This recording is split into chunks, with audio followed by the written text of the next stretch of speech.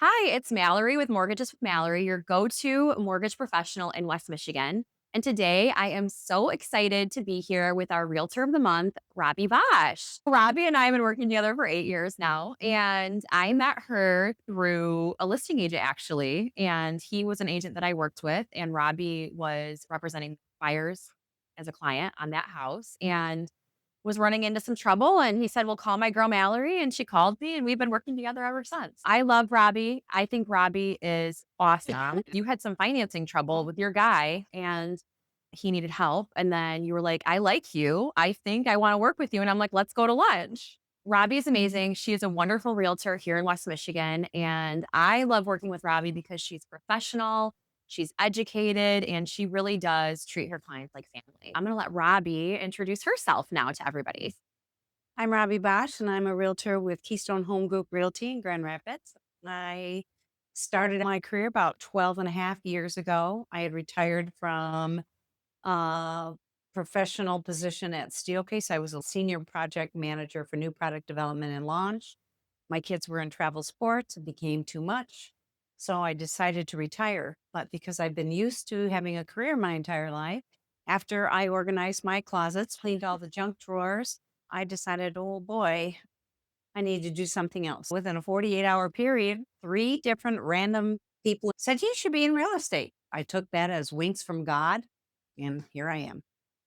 So let's talk about some creative ways that you are winning bids in the market. Well, we just won a big one last week. Yes. Um, you're my client's lender, and they're very happy with that. Good. Thank you. We were in a multiple offer situation. This beautiful home hit the market Thursday. We dropped everything to get in there Thursday. Yeah. And so, and we had a showing before us, a showing after us. So the agent reached out and let me know that there's overlapping. And it's a higher end home. Usually this occurs with less than this price point. This is not your average Grand Rapids price point. It's Nope. higher.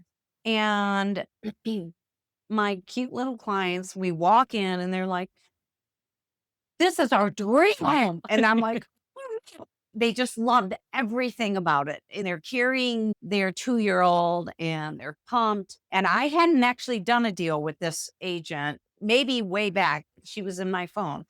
We get done viewing the home. I'm in my car in their driveway and I call the agent right away. I am sending the message that these clients are extremely interested. And so I wanted her to know that. And I wanted her to tell me what's going on to help my bid be more competitive. Any offers yet, even Yeah. though they just listed it, is what's going on? What's her feedback? What's the feel? She said so many showings. She gave me a lot of information that tells me my offer needs to be competitive. She did tell me we're probably going to ask for highest and best. I'm going to talk to my clients tomorrow morning. So I held off on the offer because I Okay. didn't want to be the first one out. And my offer to trigger. That's a good point right there. So if you know there's going to be highest and best, you don't want to be the first offer. And so the next day, she reached out. They had already that much traffic, and she was anticipating multiple offers. So, of course, I ran the comparables, and it was priced lower than it should have been. That's not because it's a bad realtor, it's because that was her marketing strategy. So, being who I am, I'm a digger. I went back to this agent's listings and she doesn't play that game. She is listed what she thinks it's going to get to the closing table with a fair market price. So, why did she do it this time? Well, I call her, I'm talking to her, and she tells me they are moving out of state and they wanted it to be very competitive the first weekend. I said, I noticed you don't play this game. She goes, "No, I don't. Yeah. But for this particular situation, it benefited her sellers." So at least I knew my comps are right. I wrote an offer, 10 grand over, and then I escalated to where my comps came to. After, of course, talking with my clients and negotiating that. And so we escalated, which means we will increase our offer by this increment above. a competitive offer that so that we beat them out. And then I cap it at where my clients are most comfortable. That's what we did. But it turns out there were other competitive offers, but there were things about my offer that the listing agent and the sellers found attractive. So we did some Yeah. more negotiating and we're closing the 13th. And I think a couple things that are really important that you said there that not a lot of realtors do is you did your homework.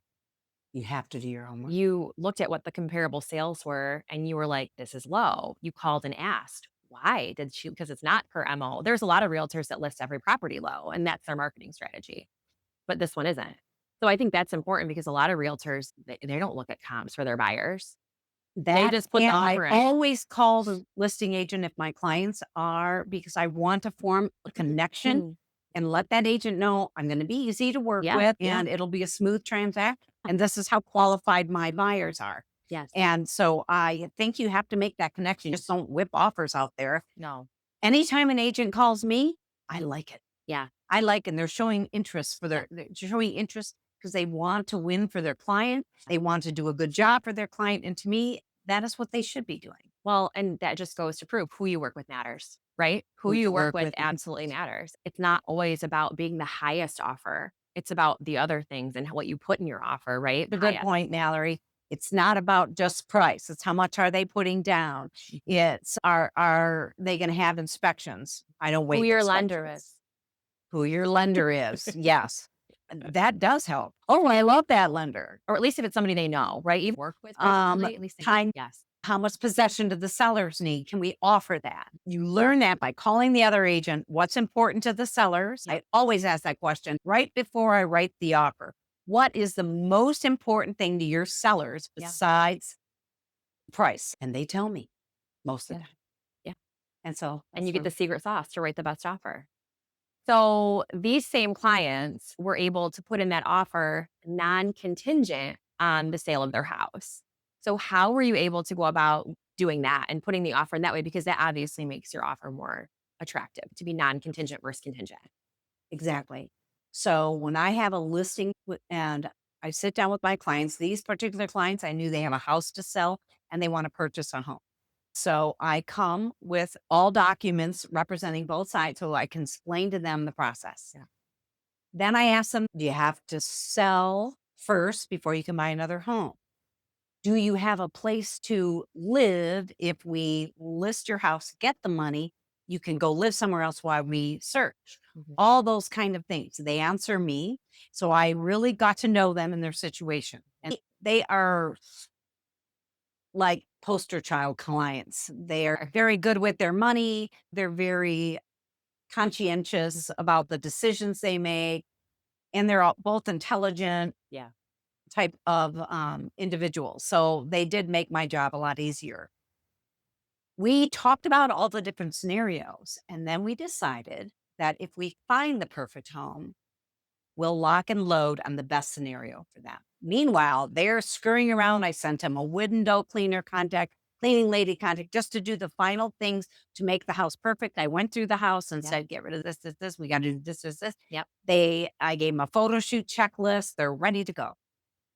We find this house. It is their dream house. So they are going to do what they can to get the house and improve their offer with the best chances of prevailing. They opted to put the most money down they can, make it non contingent on the listing and sale of their home because Mallory offers a program that after they close and they make 1 month's payment on the new mortgage, they can do what's recasting. That is where they take the profits from the sale of their existing home, pay it down on principal, which will significantly lower their monthly payment in the event they have a lot of equity. In this case, they do. Therefore, they're getting their house ready. We are going to list it probably the same week we close. I'll hold an open house that weekend. Chances Yeah. are I'll get it under contract because I will know what the comps are to get to the closing table. And then we close on that. My goal is so that they never have a month of double payment. I'll sell their house hopefully as fast. Worst case scenario, maybe 1 month Yeah. And that's being optimistic. They have to sell their house in Yeah. order to pay down the principal. But I'm very confident they have a great house. Yeah. They are listening to everything I say to get it ready. And so I think this is going to be such a win for everybody. I do too. The listing Yeah. agent on the home they're buying, anyone who's going to purchase their existing home, for me because I get to work with a great lender, great clients, another great agent. So Yeah. it's just a fabulous situation to It be is. It is. in. And the good point about the recast too is it's important that if you do have proceeds or a large sum of money after selling your house, you do recast versus just put that money down on your principal. Because if you just put that Oh, money down on your principal yourself, your payment won't decrease. Your payment only decreases if you do the actual recast process and they re-amortize the mortgage based on that lower loan. that's a good So, point. recasting versus refinancing. A lot of people ask me about that. Why wouldn't I just refinance? Well, first of all, if rates aren't lower than when you purchased your house, you don't want to refinance, right? There has to be a benefit to refinance. But refinancing is expensive, right? You're going to pay your closing costs over it, right? Where recasting, it can be from 0 to, like, I think $300 as on average for the title fee that you have to pay to get the title work updated. So it's really inexpensive as opposed to refinance. Now, there are clients who I have one right now, they bought their home and they closed in March. They didn't sell it until, like, May or June. And so they had some time and rates were kind of ticking down and they've been watching that. So they've been waiting. And actually, in their case, a refinance does make sense because they're going to reduce the term. They're going to go from a 30-year to a 15-year and they're going to put a whole bunch more money down on the house. So they're going to not only drop their rate, they're going to drop their term. So there are situations if you do have that happen where we might want to look at a different term or a lower rate, but typically a recast is going to be the way to go. The rate's not lowering if you're not looking at lowering your term. Because of my knowledge that you've shared Yeah. with me and the lending Mhm. process, the recasting has opened up options for Yeah. multiple clients of mine in this competitive market. And I have unique clients. Yeah. I have clients that Mhm. want 10 acres Mhm. and these only this little pocket in Yeah. Grand Rapids. So when something hits the market, I need to be competitive. Yeah. Mhm. And so that option you've provided is so attractive to buyers Yeah. that only put 5% down. They know Yeah. they can recap, but I will tell them Yeah. their house might take longer to sell Yeah. or it should go quick. I usually have a pretty good feel for Yeah. that because I have, and any given year, I'm 50% representing sellers, Yeah. 50% buyers. I'm always half and half. Yeah. So I know the game on both sides. Yeah. I'm pretty knowledgeable when I'm representing a seller versus a buyer. Yeah. I know what's important to either side. And the one thing I will say too, you brought up a good point. If you do put 5% down, which is the minimum if you've owned a home before, on your purchase and you go to recast, you're going to have PMI on that mortgage. You can drop the PMI if you have enough for 20% down or more when you go to do the recast. You don't have to refinance to drop the PMI. So that's another good point. Sometimes when homeowners are purchasing, they don't always have 20% down to avoid PMI without selling their house. A lot of times it is 5% down or 10% down. In that case, they would recast, and then when they recast, if they have their 20% equity, we would then drop the PMI. And the other point I wanted to make is there's so many options out there if you do want to buy and sell at the same time. But the recast really is the least expensive. Like you said, when you're looking at it, there's a bridge loan, but the bridge loan is expensive. It's going to have fees. There's a lot of times an appraisal needed on your current home. Doesn't a bridge loan only apply to if you for sure You yeah. have to sell. So on a bridge loan, you are time restricted as well. On a Exactly. bridge loan, they want their money back within 120 days, which seems like a long time. But in reality, if your home takes longer to sell, that puts the pressure on. And I have actually not my clients, but I know people who've had clients who've done bridge loans whose homes haven't sold as long, as quickly as they thought they were going to sell, and who then had to refinance the house and pay off the bridge loan because Wow. that money comes due. It's 120 days, but you get a 30-day grace period. So really, you get 5 months to pay that bridge loan. So it's pressure, and if you don't have your house ready to sell, then you're cutting really close in that time frame. So back to your first initial Yeah. question, which is, Robbie, what happens when you have clients that have to sell and purchase? So recasting was one option. Another option is you write an offer before the home is on the market that is contingent upon the listing and sale. That's to me like writing a pretend offer because no good listing agent is going to want to take their seller's property off the market for a house that's not even on the market. Then the other option is you put your current home on the market, get it pending, and then you're only contingent on the closing. Then that listing agent wants to see that contract, make sure it's solid. So the recasting offers such a great solution Yeah. to avoid Yes. so much stress. Yeah. For example, the family we've been talking about, she's pregnant with her second child. That's a lot going on. Yeah. List a house, buy a house, a 2-year-old, and now one on the way and working. Yeah. And not feeling So well, right? You're it's pregnant. a It's a great great situation. situation. The other thing to talk about, which you mentioned, which I loved, is let's get your home ready to list right away. I've had that happen where buyers have it ready to list. They've already got photos taken, they put it on the market, and we are able to close simultaneously, even though they wrote a non-contingent offer. The timing has worked out where they're like, we don't even have to recast anymore. We're just going to close the same. Yeah. But not really because I'm going to list it a day later. Then we're Oh, list after then the we're closing. closing For the both ones, but we're sometimes closing yeah. very quickly Yeah. on this one. We Yeah. were able to obtain a appraisal Yep. waiver. The agent had an inspection, full inspection report by a very reputable inspection company, Yeah. a recent inspection that the seller had done so that they could do a better job prepping Yeah. their house for the sale. So we went off that. And then the listing agent also shared with me the improvements he made. She gave that all to me because she said it's upon request. Well, of course, I asked for it. And then we're going through the house. Check, check, to make sure those repairs were done. You have to really take care of your clients, whether they're sellers or buyers. You have to find out and be in touch with what's important to them Yeah. and what is not going to derail their very busy lives while they're going through this stressful process. Yeah. I do try to make it as least stressful as possible because You are. Well, and I'm you a happy camper. but you dot your I's and cross your T's. Like you said, you yeah. I am when I was analyzed at Steelcase, they did a personality analysis. I am what's categorized as a driving expressive. So I'm a hardworking, get it done right, but happy. still likes you. You're not like that dictator, right? So That doesn't surprise me. That's important because, like you said, you had the inspection report and you're going through and making sure that everything that was on there, the most yeah. important thing for either side of a transaction, if you're representing the sellers or the buyers, is to make sure they understand they can trust you. So if they know you've done your homework and you're completely honest with them, which I always am, good news, bad news, they build a trust where I'll send the documents and I'm like, don't you want to go over those? We trust you. Oh, yeah. We're going to go over them. Yeah. I'm so good. It's such a compliment.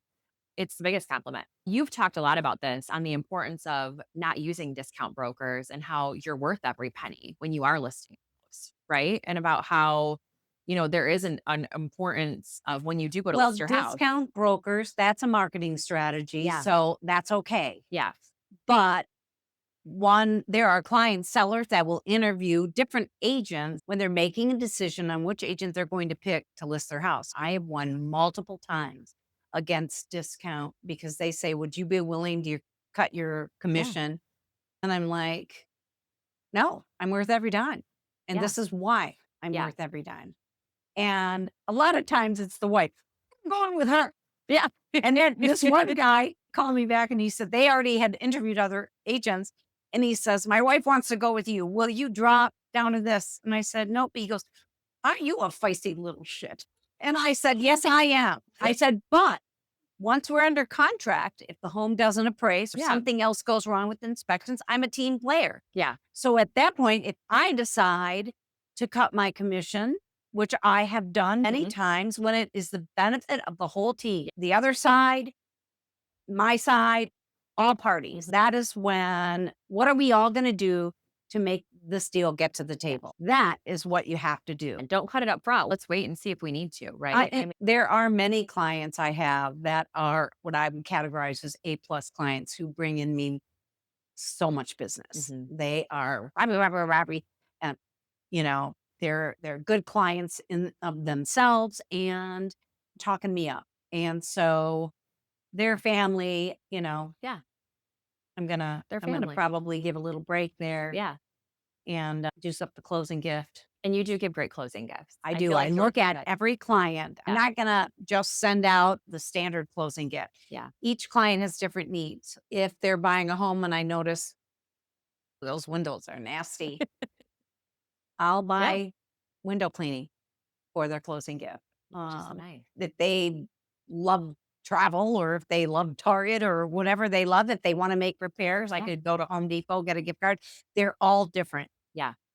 And they're so creative. And if I end up, I'm not like saying I'm the greatest clothes, so anybody that watches this, don't think I'm going to wash your windows. I just can't. But I will tell you that it's all part of the process. If Yeah. I offer up commission Yeah. to make the deal go, That's your that's a gift. closing gift. Yeah. That is a contribution to Yeah. the Yeah. whole process. I love it. So every deal is different. Every single deal is different because the people are different, the houses are different, the locations are different, everything's different. Yeah. And so you make your decisions as you move forward with every given transaction. That's it. What is the funniest? I think you need to tell me a funny story because you obviously have a lot of funny stories. Showing a house experience, listing presentation experience. Do you have any funny stories? There's got to be something funny. No, nothing that I did was funny. I Okay. mean, something we have a good time. And my Yeah. clients will tell you that Yeah. I've referred to you. I try to make it as least stressful. But when we were going back and forth on that deal last week, my sweet buyers, Mrs. Buyer, were in a group text and they named our group text house hunters. So I always know it's them because you have multiple buyers at the same time. And it's like, Yeah. house hunters, I always know their little Yeah. faces pop up. I shared with them what I shared with the listing agent, that it was their dream home. And she says, will you let her know that I have two kidneys and I only need one? And then the text, Sarah laughing. The dad, Mr. Buyer, says, I can't give up our firstborn, maybe the second. And she responds, so you have two kidneys as well. That same night, I was negotiating or conversing with another couple in search of a very unique high-end property. She knows exactly what she wants, which is a beautiful thing. So we're looking at properties. This price point, they're far and few between, but she knows exactly what she wants. And she said to me, I'm so sorry that I'm so difficult. And the husband's in the group text and he goes, oh no, she said, no, I'm sorry. She said, thank you so much for tolerating me, Robbie. Or for tolerating me. That's it. No name. And the next text is from him. You're welcome. Funny. That is funny. Oh my God. So you get this relationship where they're so comfortable with you. You're comfortable Yeah. with them. My clients are so important to me. Mallory's seen it. Yeah. I have cried Yeah. at closings because I get so close Yeah. to the buyers, their kids, and You're now invited to their birthday parties, their their family weddings, their parties. baby showers, their Yeah. birthday parties. I do cherish Yeah. my clients. Yeah. And because I'm 100% referral, I don't pay No. for any buyer leads off Zillow or anything like that. My clients that I get are referred to me, and they're usually other family members or Yeah. dear friends. So I always have such a great Yeah. client base. And this one closing Mallory and I were in, I always get the kids closing gifts too. So they had Yeah. two kids and a boy and a girl. And I fill it with, they're now going to have a sidewalk. They were renting an apartment. Oh, They're yeah. not going to have a home. Okay. Sidewalk chalk, bubbles, anything that they're really going Yeah. to enjoy around their home. The little girl comes over and she hugs me and she says, thank you so much, Miss Robbie. And I'm like, and you were there. And I said, Mallory, I don't usually cry that hard. And you said to me, that was the most beautiful closing I ever witnessed It was. because it was just so emotional. Yeah. This shows the difference that you can make in real estate with these relationships that you By build. telling them the truth, Yes. all the facts. Yeah. Don't mislead anybody. Yeah. That's the key. Yes. Yeah. You know how you don't mess with my kids? Yeah. Don't mess with my client. Yeah. You can get very Yeah. protective. Yeah. You just got to always know your facts and be Well, able and to. buying a home is such a big deal. It's a relationship, not a transaction. When you make it It's a relational relationship. and not transactional, That's how you build a business And you that's don't make sustainable. any decisions based on the money. When I first started out in real estate, it takes about 3 years to really get going. I had a great career, so I Yeah. was financially okay. A smart person, another very successful agent said, "You always tell yourself, don't make it about the money. Mhm. You will make the wrong decisions for your clients if you start saying, 'Oh, I want that commission.'" Yeah. You don't make it about that. I know we're all in different financial situations, Yeah. but I always will look at that. And so that's part of my mentality. It's not You about just the commission. you point things out to people that you're like, "That roof is gonna be a problem."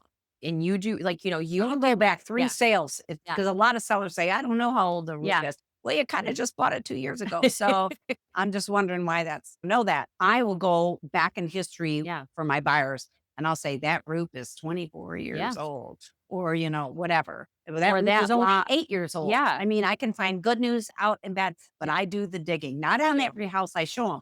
The No. ones they want to write an offer Yeah, on because there's not enough time in a yeah. day to do that for everything. But when they find a home they want to write an offer on, I'm gonna do the homework. You're looking at it and you're pointing things out like, "Okay, that's fine, but did you see this? Did you see that?" And I think that's important because a lot Oh, of first realtors time home do. buyers, you walk into a Yeah. house. Yeah, I'm like, "Oh, hell no. This is hell no all day "No long." way, we're not doing this." Why? We didn't think of that. Well, I know, but they're so cute because they're so excited. Oh my gosh, we could totally redo the space. And well, you see that bulging wall? That's kind of a bad thing. But it's such a good point because there's a lot of realtors out there that would be like, "Yeah, let's get the sale and let's do this." But a good realtor is gonna point out I must clarify. I have been blessed most of my yeah, transactions. I am working with exceptional yeah, agents. You can teach them things. It's just beautiful. it really is. I love what I do. Well, thank you, Robbie, so much for joining us today. I learned so much, laughed so much, and always love hearing from you. I think the big takeaways from this are the importance of relationships over just sales, making it relational, not transactional, and really loving on your people. That's the key to building a successful and sustainable business, as well as the options you have when you are looking at buying and selling at the same time. There's so many options out there. We talked about recasting today, but there's other options as well. So being educated and knowing your options. And then just how important it is to know your business and to know your profession and to be that trusted professional in the industry, to do your due diligence, to do your homework. It's really going to set you and your clients and your business partners up for success. So I really appreciate you sharing all of your stories. I had a good time. If people want to get a hold of you, how do they get a hold of you, Robbie? Robbie at KeystoneHG.com. My phone number 616-299-0149. If you have any questions on buying a home, selling a home, or anything real estate, please reach out to me and be sure to subscribe to my channel and follow me on Instagram at Mortgage with Mallory. Looking forward to hearing from you all. Bye.